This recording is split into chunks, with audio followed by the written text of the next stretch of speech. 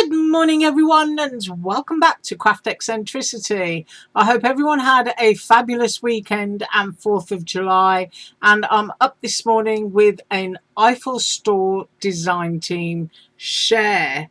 Now it's majority Halloween with a few background dyes, so I'll do this one first. And when I saw this one, I'm trying to get close there, I was a little bit concerned about its intricacy.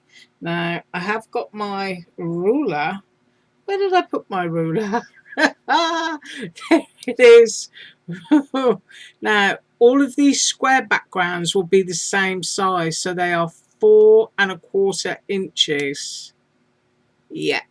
They're 4¼ inches square. But as I say, you can see just how intricate that is. And so I had to cut that one just in case it was a bad one, so I could tell the seller. This is a very good seller. If something's bad, he pulls it straight away. So there it is. I cut it in the heavyweight cardstock there from Joanne. I'll put my hands under it. But it does indeed cut. Now, for the tutorial tomorrow, people enjoyed the swinging bear card that I made last week. So rather than repeat the swinging bear card, we're going to do a swinging Halloween card. And because I've hurt my arm and it's quite sore, I'm going to ask my hubby if he can cut out some other bits and pieces, and we'll try and get those kind of like moving and swinging on the spider's web. So it's going to be a Halloween card tomorrow. So that's the first one, and then same size as this again. That's absolutely gorgeous. I mean, cut out, you can use that as a stencil, watercolor it, lots of fishes, all sorts of stuff on that one. And he's actually done smaller versions. So you've got a smaller piece and you've also got a strip piece. And now I've got this big collection of haunted houses. And I mean, I know that getting these, I'm lucky. I do consider myself very fortunate to get these and be on design teams. Although I do try and gift a lot of them, as you know, it becomes almost impossible to move in my craft room. And I do ship them out by the pound loads when I do my giveaways. But to have the whole collection is really lovely, because what I would do with these is cut them out in black cardstock. I would just make a little strip that goes around the back there, and I would just stick them onto tea lights and pop them on a shelf or the table, because you're going to get the light coming through those little windows and it's going to look really, really cute. Or you can do the same thing on a card. You know, you can make a little lighted shaker so that you've got lights coming through your haunted house windows. So I've got my ruler, and I think this one, is it? No, I think this one is the biggest one. So I'll do this and then I'll just pick them all up together. That's 4½ inches going across to its roof line, 2½ inches, which is the longest point here. So I'll just show them again in a cluster, and I'm moving my arm very tentatively. In fact, that one might even be bigger. No, it's not. It's the same size, isn't it? If I put that down at the bottom. Yeah, it's the same size. I like that one with the little turrets. So that is a lot of haunted houses.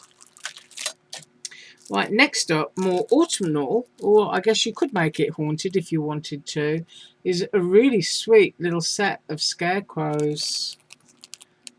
Great for Thanksgiving and autumn projects, and I believe this one is the tallest, so 2½ inches on the scarecrows.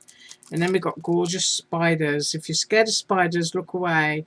We're going to be using spiders tomorrow. So what's that? No, 2¼ inches is the biggest one. So I'm going to pop that there. I'm actually going to ask my hubby to crank the handle on the big shot because I can barely do it. And then we've got cute little spooky ghosts, and they've got little donuts and a soda cup, and there's a little pennant banner there, tiny little cherry and candies. And I think those are little ice creams. That is really, really sweet. That one needs making up. I'll try to get to that and make it at the end of the week.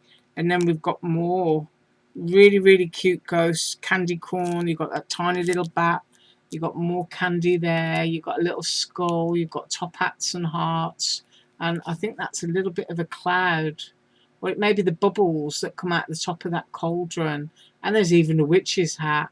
So that's a really sweet set. And then if I can get underneath my pile here, I'll show these two together.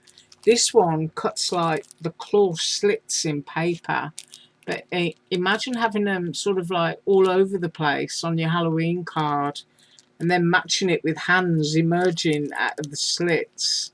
That would look really cool. Or you could put them along the base, you know, sort of like the hands coming out of the ground.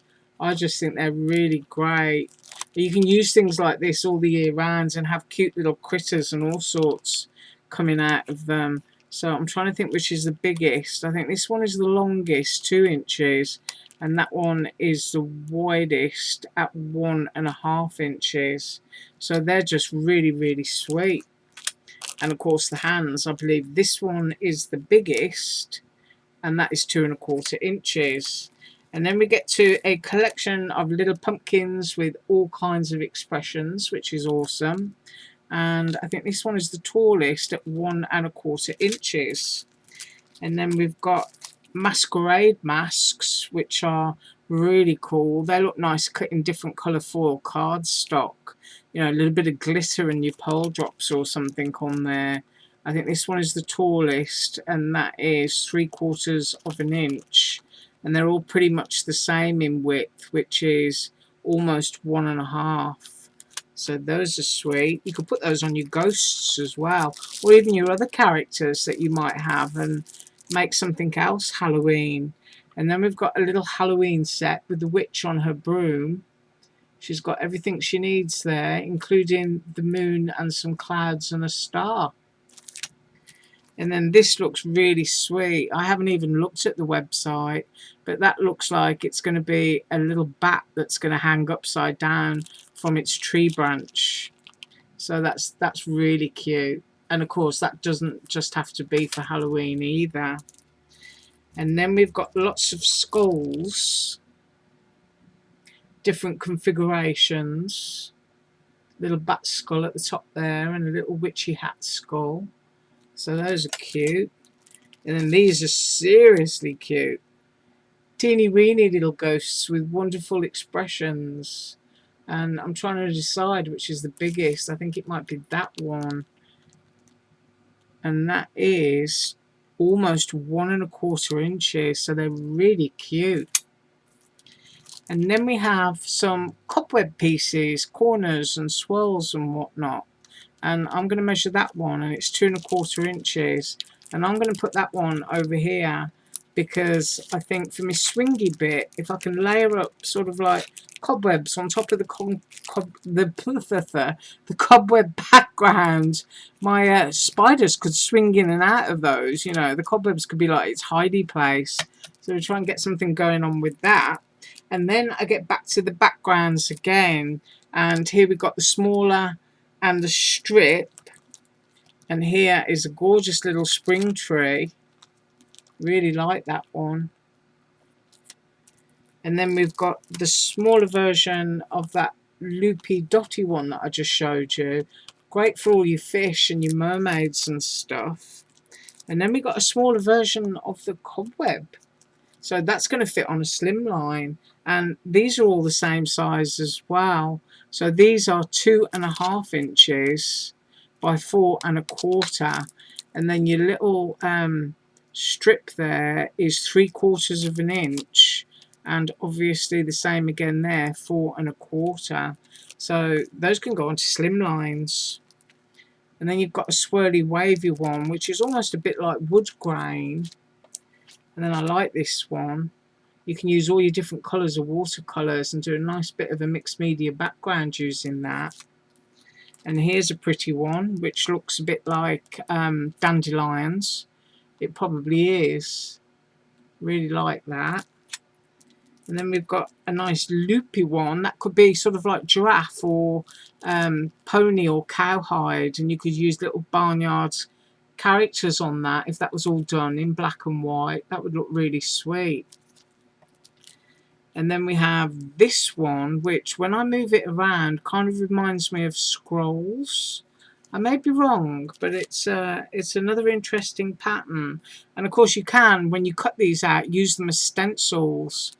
And that looks like a very loose, scrolly kind of rose to me. That's what that looks like. And then we get back to the 4 1/4 inch ones, and we've got the birch trees and leaves. We've got the dandelions. We've got the, I'm going to call that cowhide pattern. And then you've got the larger square. And this one, which I think looks like scrolls once you piece it back together. So that would be awesome for graduation. And then more swirly twirlies that look like tree bark. Nice one for autumn. And then you've got that loop and dot one, which I just think would be great for ocean things. And then you've got a scrolls border again. I mean, if I put, I'm trying to see if I've got something on my desk. If I put that behind there, it kind of, do you know what I mean? That's a scroll. Or if you wanted to be really creative, there's a cake we used to have in Britain called a Swiss roll. You could have your jam going on inside and you are sweet on there, just to change it up a bit.